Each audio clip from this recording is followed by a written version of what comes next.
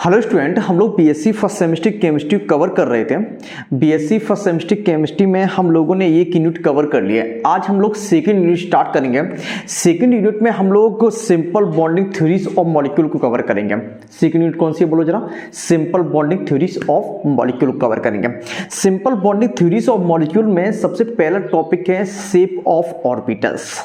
Shape of orbital को आप लोग देख लीजिएगा, वैसे भी बहुत आसान होती है, वो 11th में आप लोगों ने पढ़ा होगा कि एस की शेप स्फेरिकल होती है, पी की शेप डंबल शेप होती है और डी की शेप डबल डंबल होती है और एफ की शेप कॉम्प्लिकेटेड हुआ करती है। इसके बारे में आप लोग पढ़ लीजिएगा, ठीक है। हम लोग स्टार्ट करते हैं अबाव प्रिंसिपल से। आपका जो सेकंड टॉपिक है अबाव प्रिंसिपल, हम लोग यहां से स्टार्ट करते हैं। ये आपके एग्जाम में आता भी है, इसलिए हम लोग इसके बारे में पढ़ लिया करते हैं, ठीक।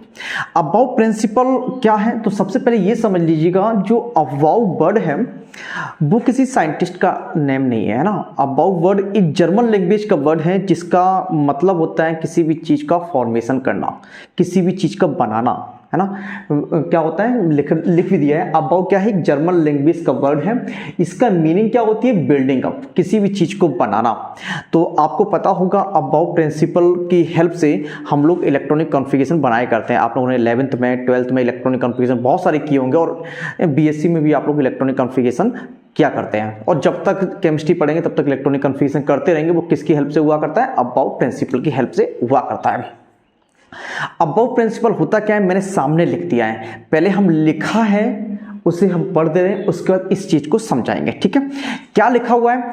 इन the ground state of atom, मतलब कि एटम की ग्राउंड स्टेट में the orbitals are filled in order of their increasing energy. इसका क्या मतलब है? देखो, आपको पता है एक एटम होता है, एटम्स में बहुत सारी सेल्स होती हैं, सब सेल होती हैं और ऑर्बिटल्स होते हैं, ठीक। क्या मैंने कहा? जरा समझने की कोशिश करो ध्यान से। जैसे ये आपका एटम है ना, समझने की कोशिश करना ध्यान से। ये आपका एटम है, इसके अंदर छोटा सा पार्ट होता है जिसे हम लोग क्या बोला करते हैं? न्यूक्लियस बोला करते हैं। और इलेक्ट्रॉन्स इसके चारों ओर मूव किया करते हैं ना सर्कुलर पाथ पर, जिन्हें हम लोग सेल बोला करते हैं। ये आपके सेल्स हैं। ये एटम है आपका, जरा समझने की कोशिश करना। ये एटम है, ये आपका न्यूक्लियस है, ठीक है। ये न्यूक्लियस है आपका, पॉजिटिव चार्ज पर। इलेक्ट्रॉन्स यहाँ पे मूव किया करते हैं, इन्हें क्या बोला करते हैं? सेल या ऑर्बिट बोला करते हैं, ठीक। उसके बाद ऑर्बिट बोला करते हैं। ये क्या है? ऑर्बिट है आपका, ठीक। उसके बाद ये जो सेल या ऑर्बिट हुआ करते हैं वो छोटे छोटे पार्ट से मिलकर बनी होती हैं, उन्हें हम लोग सब सेल बोला करते हैं। क्या मैंने कहा? जो सेल और ऑर्बिट हुआ करते हैं वो छोटे छोटे पार्ट से मिलकर बने होते हैं, उन्हें हम लोग सब सेल बोला करते हैं। सुनना ध्यान से। एटम के अंदर छोटा सा पार्ट होता है जिसे हम लोग न्यूक्लियस बोला करते हैं, और न्यूक्लियस के चारों ओर इलेक्ट्रॉन मूव किया करते हैं, उन्हें हम लोग क्या बोला करते हैं? ऑर्बिट या सेल बोला करते हैं ना। ऑर्बिट और सेल जो होती हैं वो छोटे छोटे पार्ट द्वारा मिलकर बनी होती है, उन्हें हम लोग सब सेल बोला करते हैं, सब सेल। अब ये सब सेल आपको पता है, एस सब सेल होता है, पी सब सेल होता है, डी सब सेल होता है और एफ सब सेल होता है। जैसे समझने की कोशिश करना ध्यान से। ये एस सब सेल में एक ऑर्बिटल हुआ करता है, पता है आपको? ये भी एस सब सेल में 2 इलेक्ट्रॉन हुआ करते हैं, पता है ना आपको? एस सब सेल में 2 इलेक्ट्रॉन, पी सब सेल में 6 इलेक्ट्रॉन मैक्सिमम और डी सब सेल में 10 इलेक्ट्रॉन, एफ सब सेल में 14 इलेक्ट्रॉन हुआ करते हैं। आपको पता है एस सब सेल में एक ऑर्बिटल हुआ करता है, ये ऑर्बिटल है आपका, ये ऑर्बिट थी, है ना, और ये ऑर्बिटल है आपका। और पी सब सेल में 3 ऑर्बिटल हुआ करते हैं और डी सब सेल में 5 ऑर्बिटल हुआ करते हैं, पता है आपको? और एफ सब सेल में 7 ऑर्बिटल हुआ करते हैं, ठीक। 7 बने हुए, 1 2 3 4 5 6 हुए, हम 7। आपको ये पता है एस सब सेल में एक ऑर्बिटल, अगर नहीं पता है तो मैंने बता भी दिया। एस सब सेल में एक ऑर्बिटल, पी में 3 होते हैं, डी में 5 ऑर्बिटल होते हैं और एफ में 7 ऑर्बिटल होते हैं। अब जैसे समझने की कोशिश करना, जैसे किसी भी एटम्स में बहुत सारी सेल्स हुआ करते हैं। हमने ये सेल्स बना दी, हम पूरी नहीं बना रहे, ठीक है, हमने ये बना दी। किसी भी एटम में बहुत सारी सेल्स हुआ करती हैं। अगर बहुत सारी सेल होंगे इसका मतलब बहुत सारी सब सेल होंगी। अरे भाई, सेल सब सेल क्या होती है? सेल का छोटे छोटे से पार्ट होता है, छोटा ही सा पार्ट होता है सब सेल, है ना। तो अगर सेल बहुत सारी होंगी तो सब सेल भी बहुत सारी होंगी। अगर सब सेल बहुत सारी होंगी इसका मतलब क्या? उनमें जो प्रेजेंट ऑर्बिटल्स होंगे वो भी बहुत सारे होंगे। जैसे एक एस में, एस ऑर्बिटल में 1 ऑर्बिटल होता है, पी में 3 ऑर्बिटल होते हैं, डी में 5 ऑर्बिटल और एफ में 7 ऑर्बिटल्स होते हैं। तो एटम्स में, एक एटम्स में बहुत सारे ऑर्बिटल हुआ करते हैं। अगर बहुत सारे ऑर्बिटल होते हैं तो उनकी एनर्जी जो होती है वो डिफरेंट होती है। कुछ ऑर्बिटल्स की एनर्जी कम होती है और कुछ ऑर्बिटल्स की एनर्जी ज़्यादा हुआ करती है। फिर सुने, किसी भी एटम में बहुत सारे ऑर्बिटल्स हुआ करते हैं। अगर बहुत सारे ऑर्बिटल्स होंगे तो उनकी एनर्जी भी क्या होगी, डिफरेंट हुआ करती है। कुछ ऑर्बिटल्स की एनर्जी कम हुआ करती है, कुछ ऑर्बिटल्स की एनर्जी ज़्यादा हुआ करते हैं। उन ऑर्बिटल्स में जो इलेक्ट्रॉन फील्ड होते हैं या फिर वो ऑर्बिटल इलेक्ट्रॉन के द्वारा भरे जाते हैं, ऐसा ऑर्बिटल सबसे पहले इलेक्ट्रॉन ऐसे ऑर्बिटल में सबसे पहले इलेक्ट्रॉन भरेंगे जिसकी एनर्जी सबसे कम होगी। उसके बाद ज़्यादा एनर्जी वाले में इलेक्ट्रॉन भरेंगे, उसके बाद सबसे ज़्यादा एनर्जी वाले में इलेक्ट्रॉन भरेंगे। फिर से सुनो, अबाउट प्रिंसिपल ये कहता है कि सबसे पहले एटम में इलेक्ट्रॉन वहाँ पे जाते हैं, सबसे पहले एटम में इलेक्ट्रॉन उस ऑर्बिटल में इंटर करता है जिसकी एनर्जी सबसे कम होती है। उसके बाद इलेक्ट्रॉन एनर्जी के इंक्रीजिंग ऑर्डर में इंटर करता है। फिर से सुनो ध्यान से, यही लिखा है, in the ground state of atoms the orbital are filled in order of their increasing energy. मतलब ऑर्बिटल फिल्ड होते हैं, ऑर्बिटल भरे जाते हैं अपनी एनर्जी के बढ़ते हुए क्रम में। जैसे मान लेते हैं, जैसे समझने की कोशिश करना ध्यान से, जैसे इसे मिटाते हैं, ठीक है। आपको पता है, क्या पता है, आप बहुत बार इलेक्ट्रॉनिक कॉन्फ़िगरेशन करते हैं, 1s2 2s2 2p6 ऐसे तो करते हैं, है ना। क्यों भरते हैं? सबसे पहले इसमें इलेक्ट्रॉन्स क्यों भरा जाता है? क्योंकि 1s ऑर्बिटल की एनर्जी सबसे कम होती है, उसके बाद 2s ऑर्बिटल की एनर्जी होती है, उसके बाद 2p ऑर्बिटल की एनर्जी होती है। मतलब कि क्या मैंने कहा, सुनो ध्यान से, सबसे कम एनर्जी 1s की होती है, उसके बाद 2s की होती है, उसके बाद 2p की होती है। सबसे ज्यादा एनर्जी किसकी? अगर 1s 2s और 2p में कंपेयर करें तो सबसे ज्यादा एनर्जी किसकी होगी? 2p की होगी, और सबसे कम एनर्जी किसकी होगी? 1s की होगी। इसलिए इलेक्ट्रॉन जो होते हैं सबसे पहले 1s में भरे जाते हैं और लास्ट में 2p में भरे जाते हैं। क्लियर है इतना? अगर हम 2p6 उसके बाद 3s2 करें तो 3s2 करें, अब 2p की तुलना में ज्यादा एनर्जी 3s की हो गई, 3s ऑर्बिटल की होगी, इसलिए इलेक्ट्रॉन 2p के बाद 3s में भरे जाते हैं। क्या बात समझ में आ गई? अब्बा रूल, इतनी लैंग्वेज अब्बा रूल की समझ में आ गई होगी।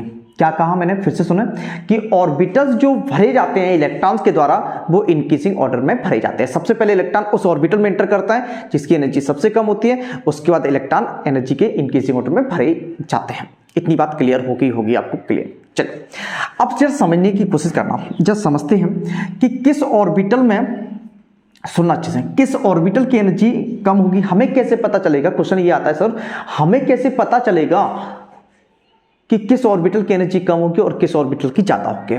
ठीक है, ये डिपेंड करता है ऑर्बिटल की जो एनर्जी डिपेंड करती है वो small n plus small s पर डिपेंड करती है। फिर से सुने, ऑर्बिटल की जो एनर्जी डिपेंड करती है वो स्मॉल n और स्मॉल l पर डिपेंड करती है।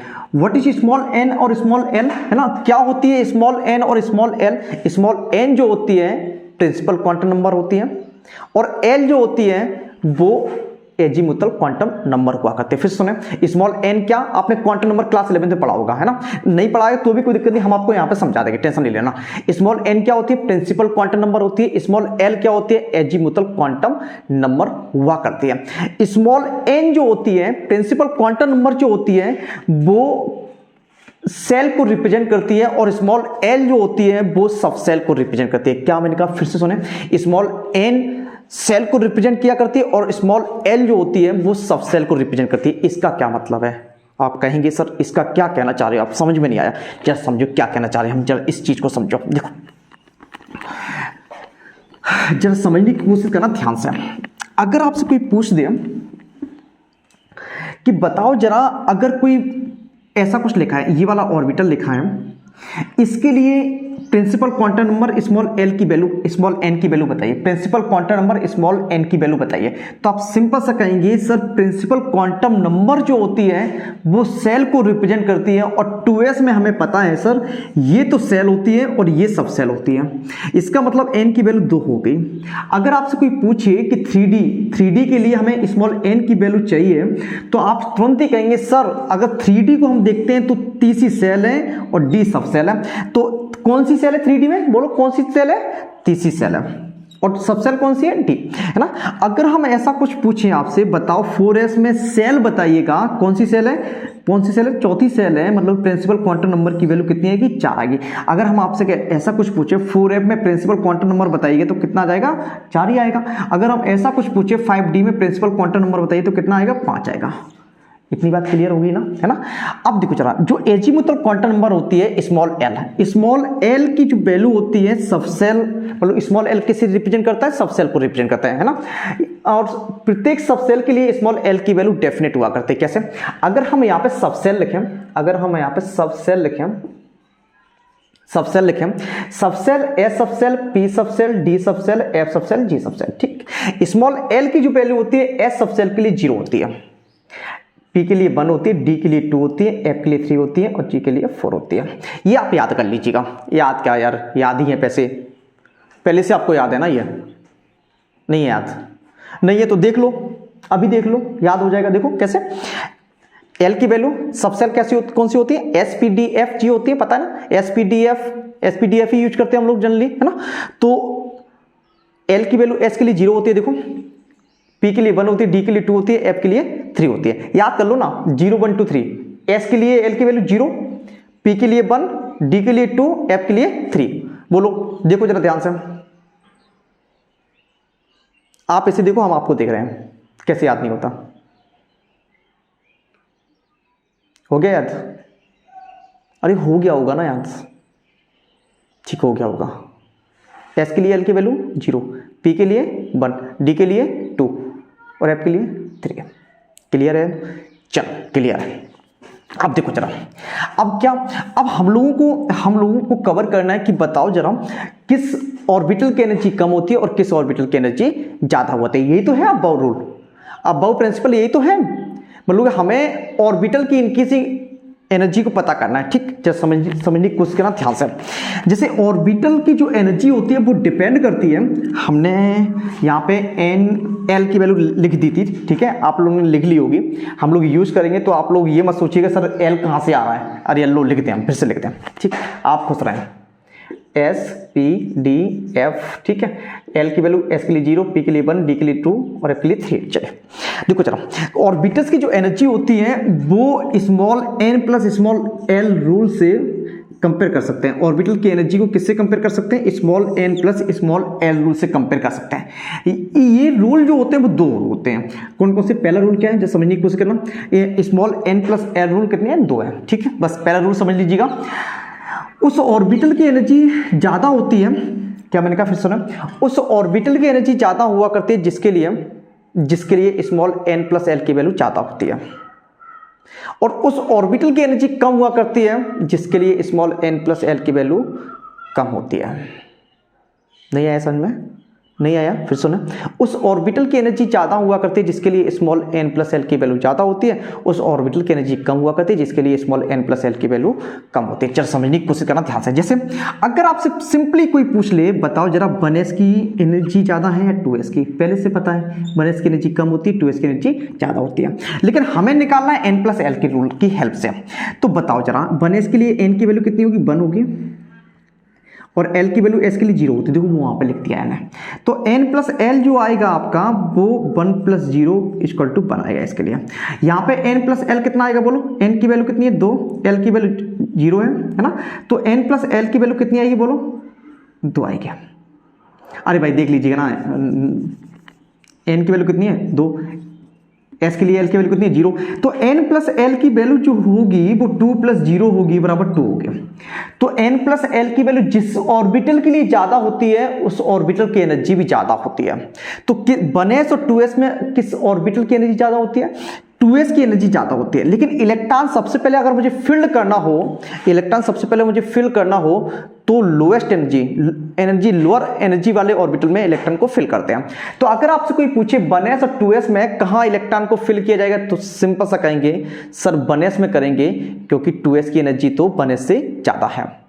तो सिंपल सी अगर लैंग्वेज में पहला रूल बताएं तो इलेक्ट्रॉन सबसे पहले उस ऑर्बिटल में एंटर करता है जिसके लिए स्मॉल एन प्लस एल की वैल्यू कम हुआ करती है। देखो इलेक्ट्रॉन सबसे पहले उस ऑर्बिटल में एंटर करता है जिसके लिए स्मॉल एन प्लस एल की वैल्यू कम हुआ करती है।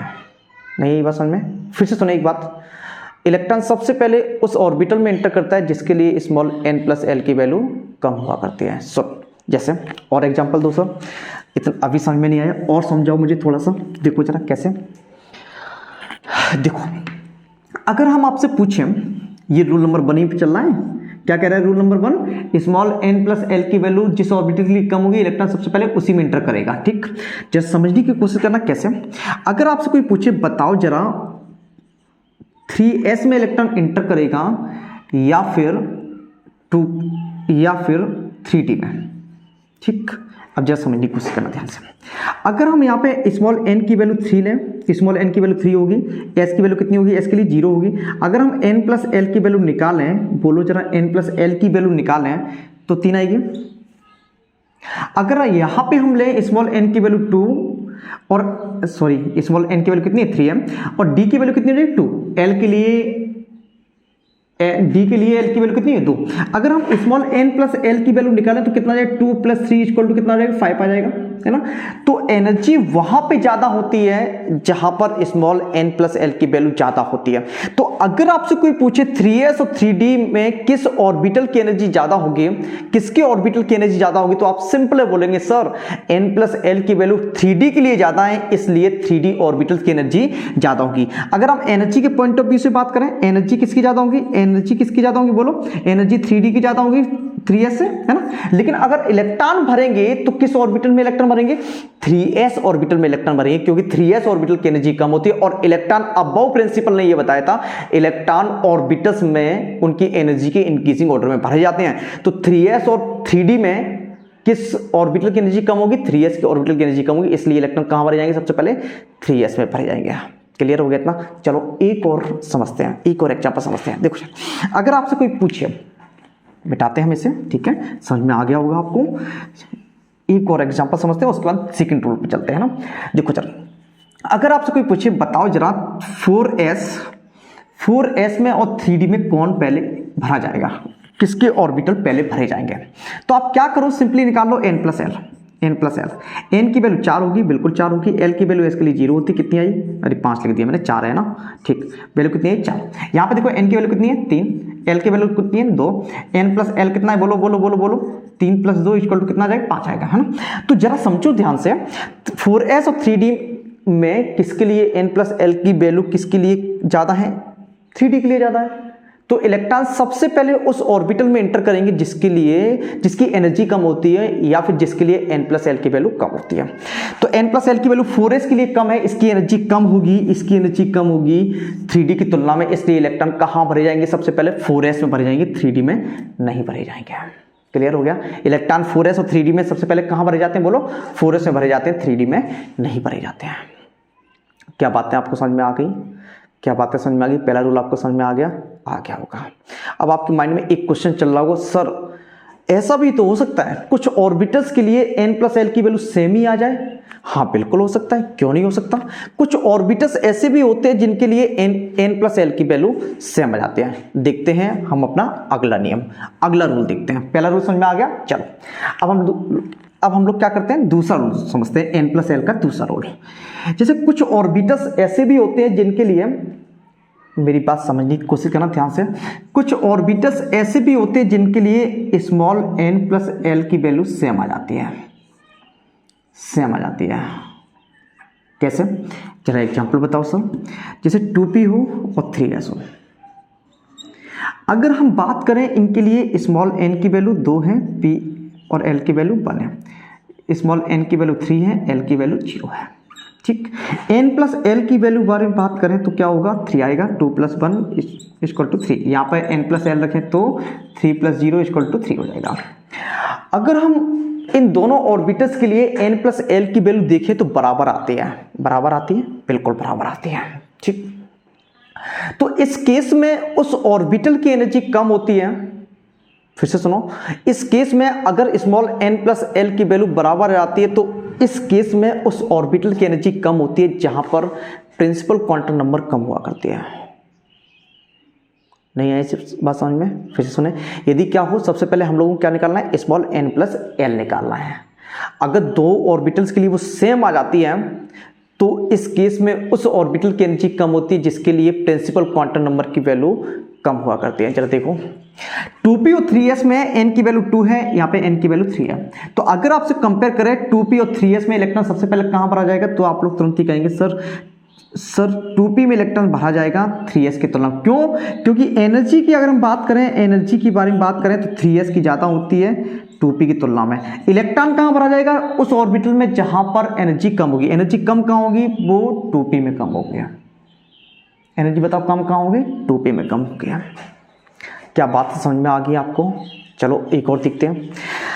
अगर आपसे कोई पूछ ले, वैसे भी आपको पता है इलेक्ट्रॉन कन्फिगरेशन करो, ऐसे तो करते हैं 1s2 2s2 2p6 3s2 है ना, तो 2p में सबसे पहले भरा, उसके बाद 3s में भरा। अगर आपसे कोई पूछ ले बताओ जरा 4s में और 3p में किसमें इलेक्ट्रॉन सबसे पहले भरे जाएंगे, तो आप तुरंत ही कहेंगे सर पहले n+l रूल लगा के देख लो, जिसके लिए n+l की वैल्यू कम होगी उसमें इलेक्ट्रॉन भर जाएंगे। पहली बात तो अगर n+l की वैल्यू समान आ जाए तो इलेक्ट्रॉन सबसे पहले वहां पे भरते हैं जहां पर प्रिंसिपल क्वांटम नंबर की वैल्यू कम होती है। तो देखो जरा, अगर हम n+l की वैल्यू निकाल लेते हैं तो यहाँ पर n की वैल्यू 4s के लिए है ना, 4s के लिए n की वैल्यू 4 आ जाएगी और s की वैल्यू 0 हो जाएगी। तो n+l की वैल्यू कितनी? 4 + 0 = कितना आ जाएगा? 4 आ जाएगा, है ना।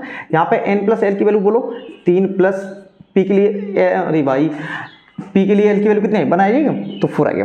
मतलब कि दोनों के लिए 4s और 3p, 4s और 3p दोनों के लिए क्या होगा? दोनों के लिए n+l की वैल्यू सेम है। तो बताओ एनर्जी कम किसकी होगी? जिसके लिए प्रिंसिपल क्वांटम नंबर की वैल्यू कम होगी। प्रिंसिपल क्वांटम नंबर की वैल्यू कहां कम है? इसमें 3p में है ना, प्रिंसिपल क्वांटम नंबर की वैल्यू 3p में कम है, इसलिए एनर्जी, अगर हम एनर्जी के बारे में बात करें, वो 3p की एनर्जी कम होती है 4s की तुलना में, मतलब 4s की एनर्जी ज्यादा होती है 3p की तुलना में। एनर्जी तो 4s की ज्यादा होगी, लेकिन इलेक्ट्रॉन कहां भरे जाएंगे? जिस ऑर्बिटल की एनर्जी कम होगी वहां पे इलेक्ट्रॉन भरे जाएंगे। किसमें? बोलो 4s और 3p में अगर हम तुलना करें, बताओ इलेक्ट्रॉन कहां भरे जाएंगे? तो आप कहेंगे सर 3p में भरे जाएंगे, 4s में इलेक्ट्रॉन नहीं भरे जाएंगे। क्या इतनी बात समझ में आ गई? ठीक, हम लोगों ने दोनों n+l रूल को डिस्कस कर लिया है ना। पहला कौन सा था? दो ऑर्बिटल्स में एनर्जी उस ऑर्बिटल्स की कम हुआ करती है, उस ऑर्बिटल्स की एनर्जी कम हुआ करती है जिसके लिए n+l की वैल्यू कम होते हैं, और जिस ऑर्बिटल की एनर्जी कम होती है वहीं पर इलेक्ट्रॉन सबसे पहले भरे जाते हैं। अगर दो ऑर्बिटल्स में n+l की वैल्यू समान आ जाए तो उस ऑर्बिटल की एनर्जी कम हुआ करती है जिसके लिए स्मॉल n की वैल्यू कम होती है। क्या बात है, समझ में आ गई? अगर नहीं समझ में आई तो क्या करो, बैक कर लीजिएगा, है ना। इस वीडियो को पीछे देख लीजिएगा, आपको एक एक चीज़ समझ में आएगी। एक दो बात देख लीजिएगा, आपको बिल्कुल क्लियर कंसेप्ट हो जाएगा। क्लियर है इतना? चलो अब हम मिटाते हैं, है ना। n+l रूल देख लिया, हम इसे मिटा दे रहे हैं। ओके, अब मेरी बात सुनो। अब ऑर्बिटल्स कितने होते हैं किसी एटम में? बहुत सारे होते हैं, ऑर्बिटल्स बहुत सारे होते हैं। n+l रूल की हेल्प से हम लोग ऑर्बिटल की एनर्जी को कंपेयर भी कर सकते हैं। बोलो जरा, बात समझ में आ रही है? क्या मैंने कहा फिर सुनो। किसी भी एटम में कितने ऑर्बिटल्स हो सकते हैं? बहुत सारे हो सकते हैं, और हम लोग उन ऑर्बिटल की एनर्जी को n+l रूल की हेल्प से कंपेयर भी कर सकते हैं। क्लियर है इतना? n+l रूल की हेल्प से ऑर्बिटल की एनर्जी को कंपेयर करके एक फिगर बनाया गया। अब रूल में वो फिगर बहुत ज्यादा यूज होता है, जिसकी हेल्प से आप लोग इलेक्ट्रॉनिक कॉन्फ़िगरेशन किया करते हैं। हम क्या कर रहे हैं, आप लोग तब तक इतना कवर कीजिएगा, हम उस फिगर को इस बोर्ड पर बना देते हैं। अब वो प्रिंसिपल में ये वाला फिगर आप लोगों ने क्लास 11th में बनाया भी होगा, है ना। यहाँ पर इस वाले फिगर में ऑर्बिटल को उनकी एनर्जी के इंक्रीजिंग ऑर्डर में रखा गया है। कैसे? इस फिगर में जो सबसे पहला ये एरो को रिप्रेजेंट करता है। ये कौन सा एरो? पहला एरो। ये जो लिखा है आप लोगों को एग्जाम में मत लिखना, मैंने सिर्फ आपको समझाने के लिए लिखा है, ठीक है। ये पहला एरो है, ये दूसरा एरो है, ये तीसरा एरो है, ये चौथा एरो है, ये पांचवा एरो है, ये छठवां एरो है, सातवां एरो है और आठवां एरो है। पहले एरो में जो सबसेल है उसकी सबसे कम एनर्जी है, और लास्ट वाले एरो में जो सबसेल है उनकी एनर्जी सबसे ज्यादा है। अब जरा समझने की कोशिश करना ध्यान से। पहले एरो के लिए n प्लस स्मॉल l की वैल्यू बने, आप लोग बने के लिए निकाल लीजिएगा small n plus small s की value, small n plus small l की वैल्यू निकाल लीजिएगा तो आपकी बने आएगी। दूसरे एरो के लिए small n plus small l, आपको दिख रहा है ना, ये बहुत छोटा सा चिट्ठी जितना लिखा हुआ है, आपको दिख रहा है क्या? हाँ, बड़ा छोटा छोटा चिट्ठी जितना, लेकिन आपको समझ में आ रहा होगा, इतना क्लियरिटी है ना। हाँ, थोड़ा सा बड़ा लिखते हैं। चलो थोड़ा सा बड़ा लिख दे रहा है ना, बहुत छोटा लिखा हुआ है। देखो चलो, यहाँ पे small n plus small l की वैल्यू कितनी है, 1 है। यहाँ पर भी small n plus small l की वैल्यू कितनी है, 2 है। अब ये small n plus small l लिखा हुआ है, इतना तो आपको समझ में आ रहा होगा, ठीक है। पहले एरो के लिए small n plus small l की वैल्यू 1 है, दूसरे एरो के लिए small n plus small l की वैल्यू 2 है। इसी तरीके से तीसरे एरो के लिए small n plus small l की वैल्यू 3 है, और चलते चले आएंगे लास्ट एरो के लिए, 8वें एरो के लिए small n plus small l की वैल्यू कितनी है, 8 है, ठीक है। Small n plus small l लिखा हुआ है, 8 है। चलो अब मेरी बात समझने की कोशिश करना ध्यान से। अगर हम कंपेयर करें 1s और 2s में किसकी एनर्जी ज़्यादा होगी, जिसके लिए स्मॉल n प्लस l की वैल्यू ज़्यादा होगी। तो 1s और 2s में कंपेयर करते हैं तो स्मॉल n प्लस l की वैल्यू 2s के लिए ज़्यादा है, इसलिए 2s की एनर्जी 1s से ज़्यादा होगी। इसलिए सबसे पहले इलेक्ट्रॉन पहले एरो में एंटर करते हैं, उसके बाद जैसे ही पहले एरो भर जाता है, पहला एरो फिनिश हो जाता है, फिर इलेक्ट्रॉन दूसरे एरो के ऑर्बिटल में एंटर करते हैं। जैसे ही दूसरे